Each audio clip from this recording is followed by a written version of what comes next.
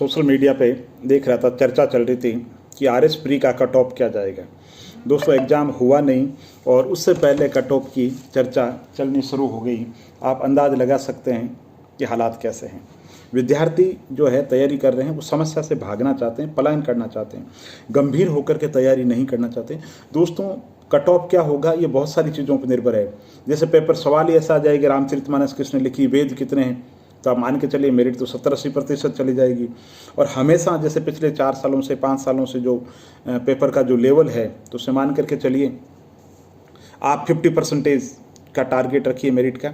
Merit नीचे जाती है, लेकिन आप ये मान करके चलिए कि भाई मुझे 150 सवाल है, उसमें से 50 सवाल ऐसे हो सकते हैं जो टफ हो। 100 सवाल है, 100 में से अधिकतम मुझे करना है ना।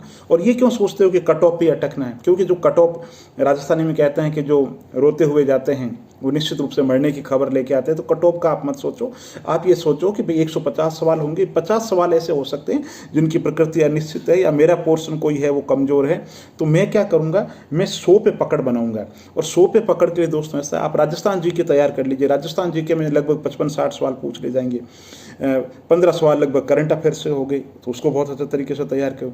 भारत का संविधान, बहुत ईजी सवाल पूछे जाते हैं। इतिहास में राष्ट्रीय आंदोलन से संबंधित सवाल है, बहुत ज़्यादा ईजी पूछे जाते हैं। साइंस के अंदर बायोलॉजी के सवाल होते हैं, बहुत ईजी होते हैं। मानव शरीर से संबंधित जो सवाल पूछे जाते हैं, बीमारियों से संबंधित सवाल पूछे जाते हैं, अंतरिक्ष प्रौद्योगिकी से संबंधित सवाल पूछे जाते हैं, मिसाइल प्रौद्योगिकी से संबंधित सवाल पूछे जाते हैं, जेनेटिक इंजीनियरिंग से संबंधित सवाल पूछे जाते हैं। सवाल की प्रकृति लगभग निश्चित है, तो ऐसे वो सवाल है, उन पे पकड़ बनाओ। तो एक ही काम करो, सबसे पहले काम करो, पिछले सालों के पेपर देखो, उससे आपको खुद को लग जाएगा। ठीक है, तो पहला मेरा सजेशन ये है, कट ऑफ की चिंता मत करो। RS का जो पेपर है वो बहुत ही बढ़िया पेपर होता है, संतुलित होता है। अगर आप पढ़ोगे 2 महीने, निश्चित रूप से आपका सिलेक्शन हो जाएगा, कोई दिक्कत नहीं है।